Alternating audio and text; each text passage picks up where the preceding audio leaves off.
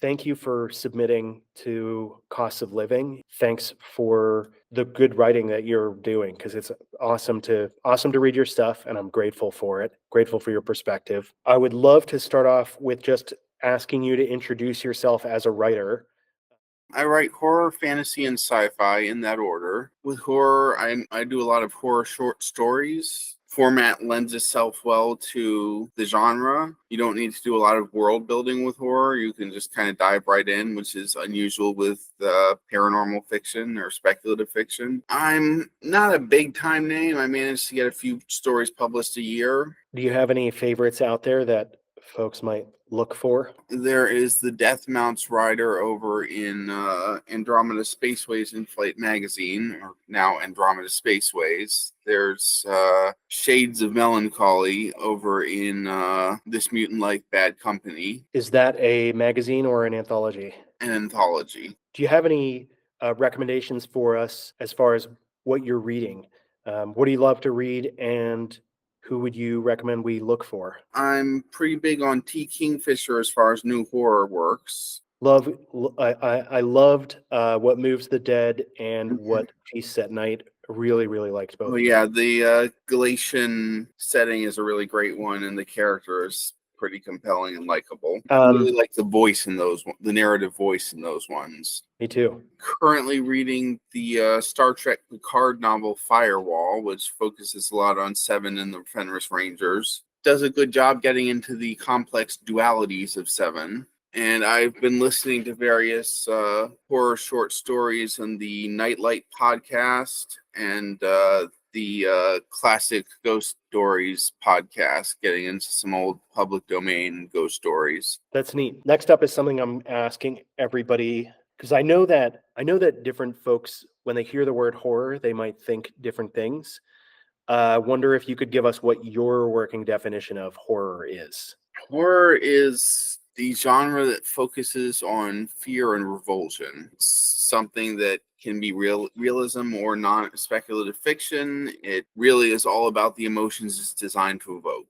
Yeah, and so specifically the emotions designed to evoke would be that fear and revulsion. Yep, emphasis on the fear.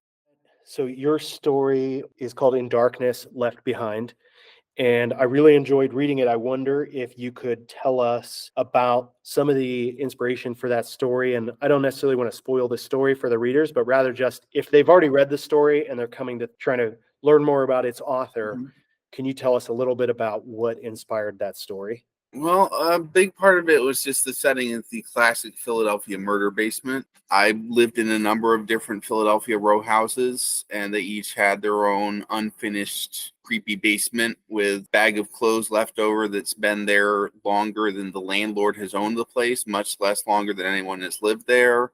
A taxidermied fish, a big box of unlabeled VHS tapes. Wow. All the good stuff. Have you ever gone through that stuff? I have rummaged around for things now and then. I would be hesitant to go through the clothing just out of fear of like ickiness, but yeah, I would be really tempted if I found a box of unmarked VHS tapes. Mostly it's me going down there to retrieve the seasonal decorations. That and that kind of sense of, well, it's the sense you get in Philly row houses that have been lived in by a lot of different people, and they all kind of leave a little something behind. Do you get to thinking when you're down in the basement, and do these creepy ideas occur to you then, or is this something where you sat down to write this story and you were trying to generate ideas and you thought, I guess I'll do something about that creepy basement? Is it something that actively scares you, I guess, is what I'm wondering? It's something that has been in my mind for a while, and I've always been thinking, well, that's a perfect place for a horror story to happen. It's also something that I think when I head down into the basement, I did just during one particular vacation sit down and say, okay, let's crack this one out. Let's write our Philly murder basement story. Awesome. I'm glad you did. A couple of questions just about this anthology, about cost of living.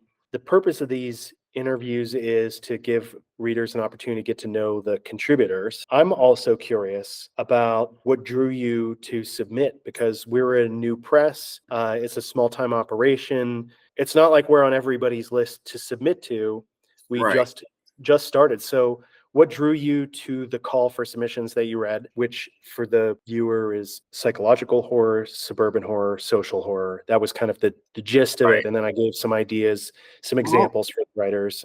What drew you to it? unexciting as it may sound, the main thing that drew me to it was I thought, oh, I have a story to submit that fits this anthology. Yeah. When you've got a square shaped peg, you're looking for a square shaped hole. And I, thought, well, this is a pretty domestic story. It's about, the difficulties of living in this day and age. It's about trying to keep up with the rent, trying to make your living situation, however dilapidated, work out for you. How did you find the call? Because I put it in a bunch of spots, but I am always Uh, curious. I looked it up in the submission grinder. Gotcha. That's my go-to resource for finding anthologies and to submit to and magazines to submit to. And I'm glad it got on there. And for if anybody is a newer writer who's watching, Submission Grinder is an awesome resource for looking for places to submit. And usually I'm on the other side of the submission situation where I'm constantly scouring for what have I already written that can fit something that's out there, or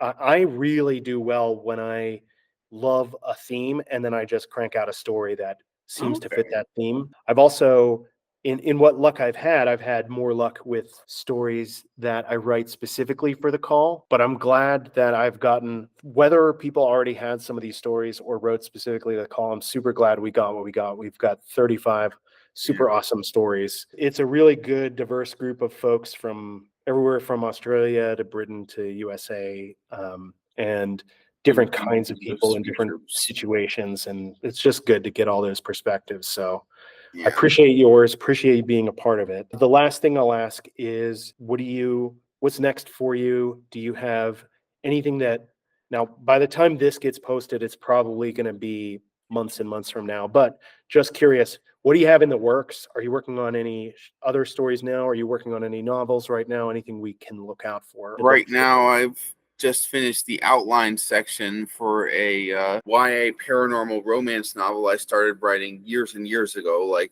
several years before the pandemic, and I just dropped it 3/5 of the way through. So now I've dusted it off, finished writing the outline, and started writing it again. The protagonist of the novel, I can tell you without spoilers, she gets dumped by her current boyfriend for someone else in the first chapter. She also is someone who rips off her fake human skin and turns into a sea monster every night.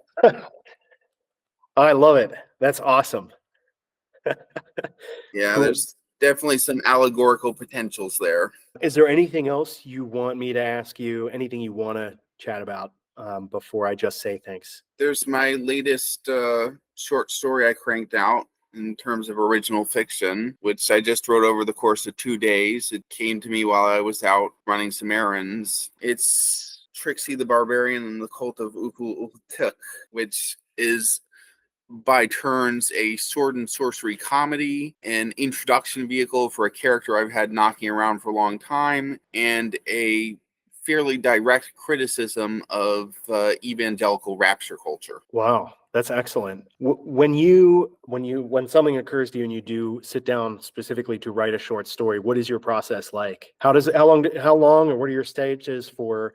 I have this idea to, okay, now I'm done. I'm ready to send it off somewhere. It was sort of like I had these two separate ideas for a while that were just bouncing around, and then one day suddenly they bounced off each other, and that's when it clicked. I usually do a quick character sketch, a paragraph or two of information about the prominent players. Then I do a chapter by chapter outline, and then when the outline's done, I start writing. Awesome. Well, thanks for that look into your process. I don't have any other questions for you, and I just want to say thanks, first of all, for submitting to the anthology, and second of all, for being willing to chat with me and uh, help us to spread the word about the anthology for when it comes out. It's No still a problem. ways away, so I'm excited. Thanks for opening up the anthology and inviting people to submit their work, and thank you for accepting my submission.